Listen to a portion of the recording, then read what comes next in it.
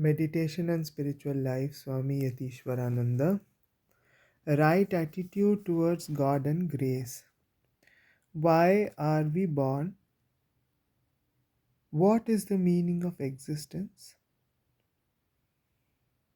Many people in the West believe that we are all creatures of matter and are helplessly caught in its powerful laws.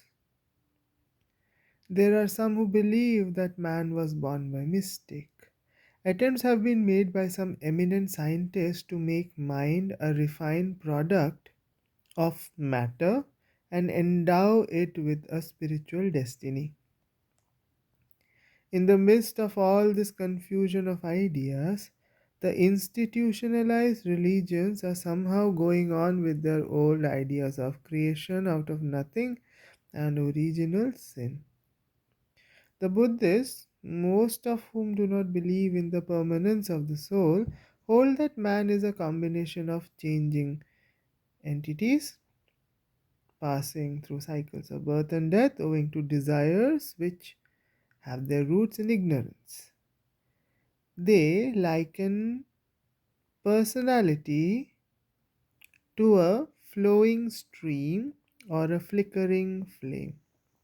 They lay too much emphasis on change and lose sight of the changeless substance in man. The majority of modern psychologists have given up the idea that mind is an epiphenomenon, a byproduct of the organized brain that secretes thought as the liver secretes bile. To most of them, the mind is as real as the body. The individual, they say, is not a mind plus body or a body plus mind, but an integrated body mind. There are thinkers who, prepare to go further, hold that mind is something non material which cannot be seen, touched, measured, or weighed. It is something spiritual, as they say. In the West, a spiritual man is one who regards his mind and its needs as superior to, to his body.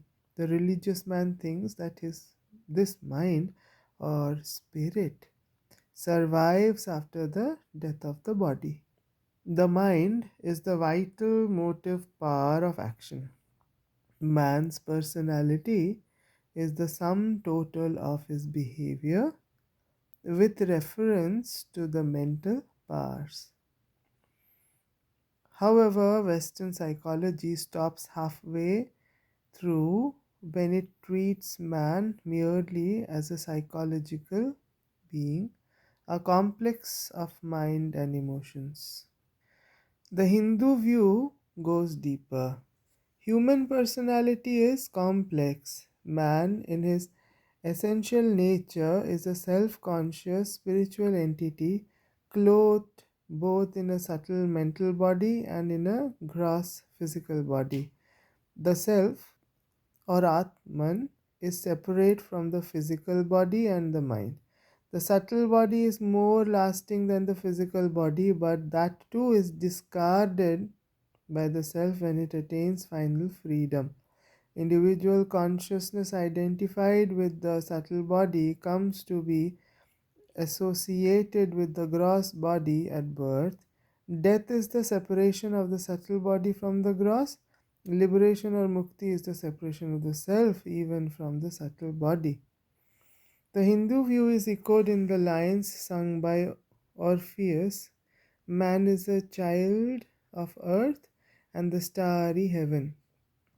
In the Judeo Christian Bible, we are told that man is created in the image of God, stored for a time within the temple of the body. The Bhagavad Gita says, even as the embodied self passes in this body through the stages of childhood, youth, and old age, so does it pass into another body.